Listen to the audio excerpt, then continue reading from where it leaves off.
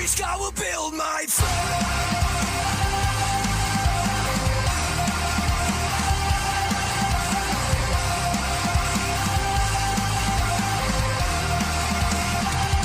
Et yo tout le monde, ici Raditz, j'espère que vous allez bien les gens. Et aujourd'hui on se retrouve sur ma toute nouvelle vidéo théorie sur Dragon Ball Z. Alors cette théorie elle va se concentrer un peu sur le personnage de Gohan. Alors je trouve que cette théorie elle est assez creepy, elle reste intéressante tout de même. C'est Gohan et le syndrome de Stockholm. Alors déjà rappelons ce que c'est le syndrome de Stockholm à la base. Le syndrome de Stockholm est un phénomène psychologique observé chez des otages ayant vécu une période prolongée avec leurs geôliers et qui ont développé une sorte d'empathie et de contagion émotionnelle vis-à-vis de ceux-ci, selon les mécanismes complexes d'identification et de survie. En gros, en général, le syndrome de Stockholm, c'est en général en fait des victimes qui vont s'attacher en fait à leurs bourreaux, en gros à ceux qui leur font du mal.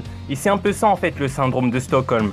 Et j'ai remarqué dans la série que Gohan a comme une sorte de syndrome de Stockholm à certains moments de la série dans Dragon Ball. Alors, qu'est-ce qui viendrait en fait appuyer cette théorie sur comme quoi Gohan aurait le syndrome de Stockholm? Alors déjà, rappelons-le, Gohan a eu une enfance très dure et assez traumatisante. Dès son plus jeune âge, il a perdu son père et a été jeté dans la nature avec son seul mentor, Piccolo, qui le rouait de coups et le massacrait à chaque entraînement. Donc en fait, le pauvre Gohan, il était dans un cercle vicieux, voilà. Son seul repère affectif, en fait, c'était Piccolo, qui remplaçait littéralement son père, vu que son père, il a été tué par Raditz, bien évidemment. Piccolo, en fait, le tourmentait, en fait, chaque jour avec les entraînements, etc. Malgré tout, malgré tous les coups que Piccolo, en fait, lui a mis, et ben Gohan, voilà, il va quand même s'attacher à Piccolo. Et il va même encore lui demander de s'entraîner avec lui, lorsque son père, il était mort. Moi, je pense que ce fut en fait la cause de son syndrome de Stockholm, justement. Et justement, en fait, dans la série, j'ai pu m'apercevoir, en fait, le syndrome de Stockholm chez Gohan revient plusieurs fois dans la série. Même adulte, en fait. Même adulte, il a encore ce syndrome-là. Là, vous allez me dire pourquoi? Eh ben, c'est parce qu'en fait, Great Saiyaman, par exemple, est le fruit, en fait, de son syndrome aussi. Rappelons-le, Gohan s'est littéralement fait massacrer par le commandant Ginyu. Et justement, Rikum, en fait, à un moment, a brisé la nuque de Gohan, voilà. Gohan, il devait avoir, je pense, 10 ans à ce moment-là, lorsqu'il était sur Namek. Et en gros, à un moment, Rikum, il lui a mis un de ses coups de genou, voilà, il lui a brisé la nuque, voilà, sur Namek. Et je pense qu'en fait, ça a créé une sorte de traumatisme chez Gohan. Et donc, en fait, on pourrait imaginer, en fait, que Gohan aurait été traumatisé par ses blessures face au commando Ginyu. Et c'est pour ça que des années plus tard, il imite, en fait, leur pose de combat avec Great Saiyaman. Donc, en fait, Great Saiyaman, c'est le fruit de son syndrome de Stockholm. Tellement fait lyncher par le commando Ginyu qu'en final, adulte, eh ben, il va imiter leur pose et leur style de combat avec Great Saiyaman. Voilà, ça c'est la théorie. Ça c'est une théorie en fait qui viendrait appuyer que Gohan en fait a finalement développé un syndrome de Stockholm durant la série Dragon Ball.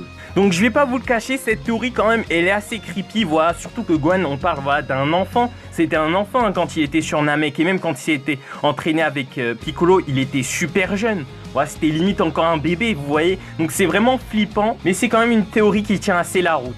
Donc en conclusion, ben voilà, je trouve cette théorie vraiment creepy et malsaine. Ce serait le côté en fait humain de Gohan qui serait ressorti avec ce syndrome, voilà, parce que à la base, je vous le rappelle, les Saiyans, voilà, ils aiment la bagarre, etc. Mais Gohan, en fait, c'est pas un pur Saiyan, hein. Il a quand même des gènes d'humain, voilà. Du coup, en fait, ça m'étonnerait pas, voilà, qu'il soit pas tellement dans le délire de combat. En fait, même lui, il le dit, hein, il aime pas se battre. Du coup, je pense que voilà, il aurait développé ce traumatisme. Et surtout aussi, c'était un enfant. Voilà, donc ça va accentuer peut-être le traumatisme. Pour moi, franchement, cette théorie, voilà, elle tient la route. Je tenais vraiment à vous la partager, voilà, parce je la trouve franchement intéressante. Donc ben voilà les frérots, dites-moi ce que vous en pensez dans les commentaires, voilà, de cette théorie. Dites-moi si vous êtes d'accord avec moi, si au final vous êtes pour cette théorie ou contre cette théorie. Voilà, n'hésitez pas à me faire part dans les commentaires, voilà. J'en ai plein des théories comme ça si vous voulez, je peux vous en faire un peu plus si vous le voulez, voilà. Et pour me soutenir, voilà, n'hésite pas à liker, à partager la vidéo, voilà, ça me ferait extrêmement plaisir les frérots. En tout cas, bah, c'était Raditz, ciao.